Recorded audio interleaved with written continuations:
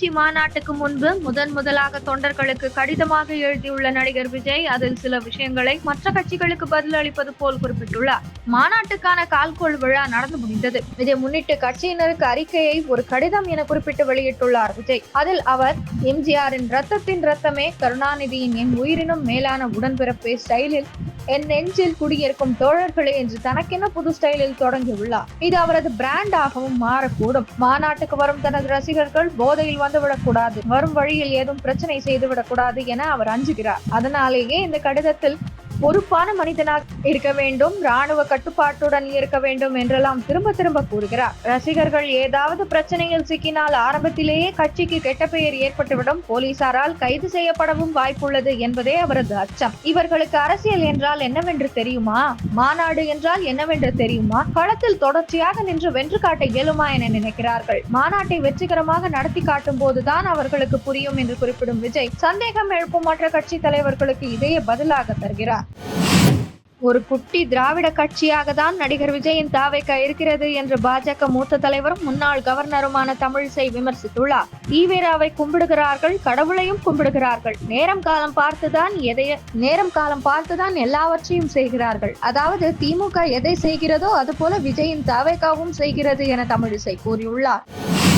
உடல்நலம் பாதிக்கப்பட்டிருந்த நடிகர் ரஜினிகாந்த் கடந்த 30ஆம் தேதி சென்னையில் உள்ள பிரபல தனியார் மருத்துவமனையில் சிகிச்சைக்காக சேர்க்கப்பட்டார். ரத்த நாளம் வீக்கமே உடல்நலம் பாதிக்க காரணம் என்பது மருத்துவ பரிசோதனையில் கண்டறியப்பட்டது. உரிய சிகிச்சைக்கு பின்னர் ரஜினிகாந்த் நேற்று தமது வீடு திரும்பினார். மருத்துவமனையில் ரஜினிகாந்த் இருந்தபோது ஏராளமான ரசிகர்கள், அரசியல் தலைவர்கள், சினிமா பிரபலங்கள் அவரது உடல்நலம் குணம் பெற பிரார்த்தனை செய்தனர். இந்நிலையில் ரஜினிகாந்த் அனைவருக்கும் நன்றி தெரிவித்து அறிக்கை ஒன்றை வெளியிட்டுள்ளார்.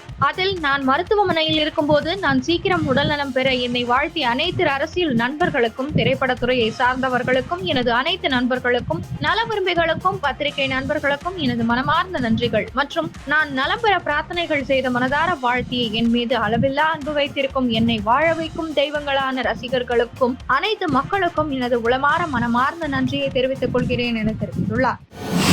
சத்தீஸ்கரில் போலீசாருடன் நடந்த என்கவுண்டரில் நக்சலைட்கள் 14 பேர் சுட்டுக் கொல்லப்பட்டனர். சத்தீஸ்கரில் நக்சலைட்கள் ஒடுக்க பாதுகாப்பு படையினர் தீவிர நடவடிக்கை எடுத்து வருகின்றனர். இதனால் அவர்களின் ஆதிக்கம் நாளுக்கு நாள் குறைந்து வருகிறது. நாராயண்பூர், தாண்டேவாடா பகுதியில் மேட் பகுதியில் நக்சல்களை தேடுதல் வேட்டையில் போலீசார் ஈடுபட்டனர். அப்போது இருதரப்புக்கு இடையே துப்பாக்கி சண்டை நடந்தது. இந்த மோதலில் நக்சலைட்கள் 14 பேர் சுட்டுக் கொல்லப்பட்டனர். அவர்களிடமிருந்து ஆயுதங்கள், தானியங்கி துப்பாக்கிகள், வெடிமருந்து பறிமுதல் செய்யப்பட்டன. அப்பகுதிக்கு கூடுதல் போலீசார் அனுப்பி வைக்கப்பட்டுள்ளனர். இந்த ஆண்டு நடக்கும் ஷாங்காய் ஒத்துழைப்பு அமைப்பு மாநாட்டில் இந்தியா சார்பில் வெளியுறவுத்துறை அமைச்சர் ஜெய்சங்கர் கலந்து கொள்ள உள்ளார். அக்டோபர் 15 மற்றும் 16 ஆகிய தேதிகளில் அவர் தங்கி இருக்க உள்ளார். இதனை மத்திய வெளியுறவுத்துறை அமைச்சகம் உறுதிப்படுத்தியுள்ளது. காஷ்மீர் விவகாரம், பயங்கரவாதம் உள்ளிட்ட பிரச்சனைகள் காரணமாக இரு நாடுகளும் இடையிலான உறவில் பிரச்சனை உள்ள நிலையில் ஜெய்சங்கர் பாகிஸ்தான் பயணம் மேற்கொள்ள உள்ளார். எல்லையில் உள்கட்டமைப்புகளை சீனா தொடர்ந்து அதிகரித்து வருகிறது, இந்தியாவும் அதிகரித்து வருகிறது என இந்திய விமானப்படை தளபதி AP சிங் கூறியுள்ளார். எல்லை கட்டுப்பாட்டு கோட்டு பகுதியில் சீனா தொடர்ந்து உள்கட்டமைப்பை அதிகரித்து வருகிறது. இதனால் இந்தியாவும் தனது பகுதியில் உள்கட்டமைப்பை அதிகரித்து வருகிறது. இனி வரும் நாட்களில் உருவாகும் பாதுகாப்பு சவால்களை சந்திக்க உள்நாட்டில் தயாரிக்கப்பட்ட ஆயுதங்கள் முக்கியமாக இருக்கும். 2047ஆம் ஆண்டுக்குள் இந்திய விமானப்படையில் முற்றிலும் உள்நாட்டிலேயே தயாரிக்கப்பட்ட ஆயுதங்கள் மட்டுமே வைத்திருக்க வேண்டும். S-400 ஏவுகணை அமைப்பை நமக்கு ரஷ்யா வழங்குகிறது. இதுவரை 3 அமைப்புகளை வழங்கியுள்ளது. அடுத்த ஆண்டிற்குள் இன்னும் 2 அமைப்புகளை வழங்குவதாக ரஷ்யா உறுதியளித்துள்ளது என கூறினார். அமெரிக்க தேசிய பாதுகாப்பு ஆலோசகர் ஜாக் சல்லிவன் மற்றும் துணை அதிபர் கமலா ஹாரிஸின் தேசிய பாதுகாப்பு ஆலோசகர் பிலிப் கார்டன் ஆகியோரை நம் வெளியுறவுத்துறை அமைச்சர் ஜெய்சங்கர் சந்தித்து பேசினார். அமெரிக்கா சென்றுள்ள நம் வெளியுறவுத்துறை அமைச்சர் ஜெய்சங்கர் ஐநா பொதுசபை கூட்டத்தில் பங்கேற்று பேசிய பின் அமெரிக்க அதிபர் பைடனின் அமைச்சரவையில் இடம்பெற்றுள்ள அமைச்சர்கள், அதிகாரிகளை தனித்தனியாக சந்தித்து பேசி வருவது குறிப்பிடத்தக்கது. இஸ்ரேல் மீதான தாக்குதல் நியாயமானது எனவும், தேவைப்பட்டால் மீண்டும் தாக்குதல் நடத்துவோம் எனவும் ஈரான் உயர் தலைவர் அயத்துல்லா அலி கமேனி கூறியுள்ளது மீண்டும் சர்வதேச அளவில் பதற்றத்தை ஏற்படுத்தியுள்ளது. 5 ஆண்டுகளுக்கு பின் பொது இடத்தில் நடந்த கூட்டத்தில் பேசிய ஈரான் உயர் தலைவர் அயத்துல்லா அலி கமேனி, ஈரானின் எதிரிதான் ஈராக், லெபனான், எகிப்துக்கும் எதிரியாக உள்ளது. அனைவருக்கும் ஒரே பொது எதிரி. காசா மக்களுக்கு ஆதரவாக லெபனான் நடத்தும் தாக்குதல் சரியானதே. இது சிறிய தண்டனை தான். ஹமாஸ் மற்றும் ஹிஸ்புல்லாவுக்கு எதிராக இஸ்ரேல் வெற்றி பெற முடியாது. உள்ளது. ஆக்கிரமிப்பாளர்களிடமிருந்து தன்னை பாதுகாத்துக் கொள்ள ஒவ்வொரு நாட்டிற்கும் உரிமை உண்டு. இஸ்ரேல் மீதான ஈரானின் தாக்குதல் நியாயமானது. தேவைப்பட்டால் மீண்டும் இஸ்ரேல் மீது தாக்குதல் நடத்துவோம். இஸ்லாமிய நாடுகளை பிரித்தாள இஸ்ரேல் முயற்சி செய்கிறது. இதனால் அனைவரும் ஒருங்கிணைந்து எதிரிகளை கையாள வேண்டும் என கூறியுள்ளார்.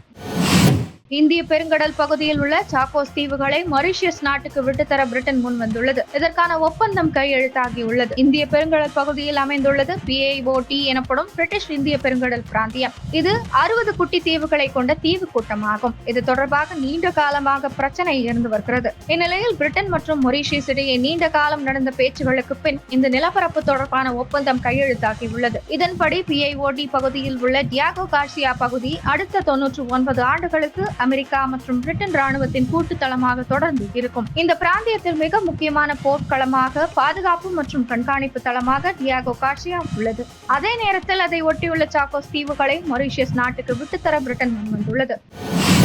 உத்தரப்பிரதேச மாநிலம் கான்பூரில் உள்ள சாகேத் நகர் பகுதியில் ராஜீவ் குமார் துபே மற்றும் அவரது மனைவி ராஷ்மி துபே ஆகியோர் இணைந்து ரிவைவல் வேர்ல்ட் என்ற சிகிச்சை மையத்தை தொடங்கினர். அங்கு அவர்கள் ஆக்சிஜன் தெரப்பி என்று கூறப்படும் ஒரு சிகிச்சையின் மூலம் 2 மாதங்களில் முதியவர்களுக்கு இளமையை மீட்டுக் கொடுப்போம் என்று வாக்குறுதி அளித்துள்ளனர். இந்த சிகிச்சைக்காக அவர்கள் பயன்படுத்திய இயந்திரத்தை டைம் மெஷின் என்று கூறி வந்துள்ளனர். இதனை அவர்கள் நோட்டீஸ் அடித்த விளம்பரமும் செய்ததாக கூறப்படுகிறது. கான்பூரில் மாசடைந்த காற்றை சுவாசிப்பதால் பொதுமக்களுக்கு விரைவாக வயோதிகம் வந்துவிடுகிறது என்றும், தங்களிடம் இருக்கும் டைம் மெஷின் மூலம் 65 வயது நபரை 25 வயது நபர் போல இளமையாக மாற்றிவிட முடியும் என்றும் அவர்கள் கூறியுள்ளனர். இதனை கேட்ட முதியவர்கள் பலர் தங்கள் இளமையை மீட்டுக் கொண்டு வரும் முனைப்பில் இந்த மோசடி தம்பதியின் ஆசை வார்த்தைக்கு மயங்கி லட்சக்கணக்கில் பணத்தை இழந்துள்ளனர். இந்த தம்பதியினர் ஆக்சிஜன் தெரப்பி சிகிச்சைக்காக ரூபாய் 6000 முதல்